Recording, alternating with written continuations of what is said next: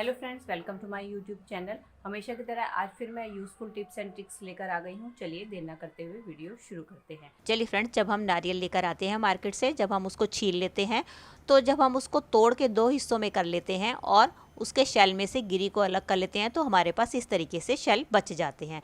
तो आज मैं इसके सेल से रिलेटेड ही आपको कुछ टिप्स बताने वाली हूँ कि हम उसको किस तरीके से इस्तेमाल कर सकते हैं। चलिए, इसका सबसे पहला इस्तेमाल हम एज ए कैंडल स्टैंड भी कर सकते हैं, क्योंकि अगर हम नॉर्मल कैंडल को कहीं सरफेस पे लगाते हैं और उसको जलाते हैं तो आपने देखा होगा इसका मोम पिघल पिघल के हमारे सारे सरफेस पे लग जाता है, जिससे कि उसको छुड़ाना बहुत मुश्किल हो जाता है। तो अगर हम इसको कैंडल को इसके अंदर लगाएंगे तो इसका जो भी मोम गिरेगा वो हमारे इस शेल के अंदर गिरेगा और हमारी सरफेस ख़राब नहीं होगी। चलिए देख लेते हैं नेक्स्ट टिप को। कई बार दोस्तों हमें अपने ऑयल वगैरह को किसी दूसरे कंटेनर में ट्रांसफ़र करने के लिए फ्यूनल या कीप वगैरह की ज़रूरत होती है। कई बार वो हमारे पास अवेलेबल नहीं होती तो हम इसका इस्तेमाल भी कर सकते हैं या एज ए फ्यूनल भी कर सकते हैं।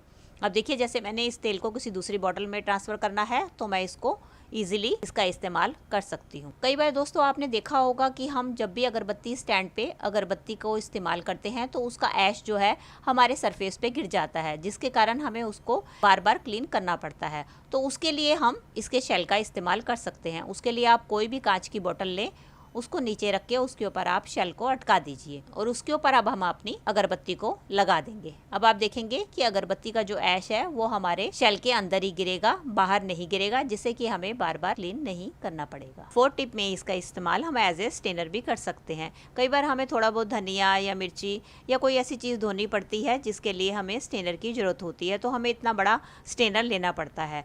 तो हम इसके लिए इसका शेल भी इस्तेमाल कर सकते हैं। अभी देखिए, मुझे जैसे थोड़ा सा धनिया तो धोना है सब्जी के लिए, तो मैं इसको इसमें इजीली धो सकती हूँ। अब आप देख सकते हैं कि हमारा धनिया अच्छी तरीके से धुल चुका है और आप ये देखेंगे इसकी मिट्टी जो है पूरी पानी में आ चुकी है और हमारा पानी कितना गंदा हो चुका है। चलिए बढ़ते हैं अगली टिप की तरफ।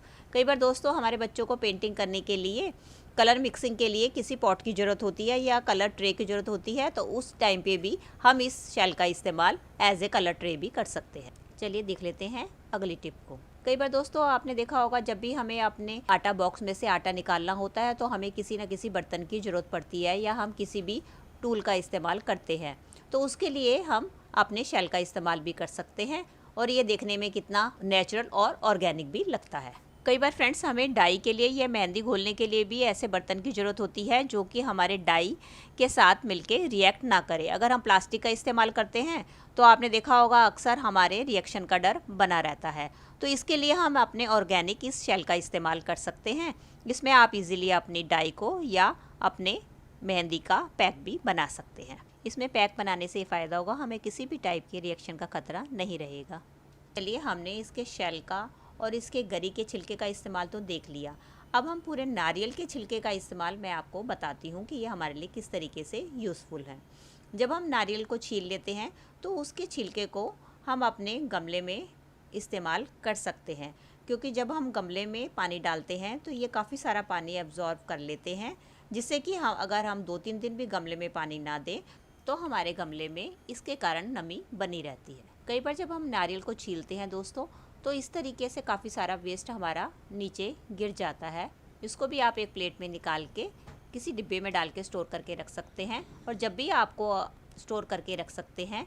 और ये हमारे लिए एक बहुत ही अच्छे फर्टिलाइज़र का काम करता है। जब भी आपको इस्तेमाल करना हो अपने गमले में तो आप इसके अंदर थोड़ा सा पानी मिला लें।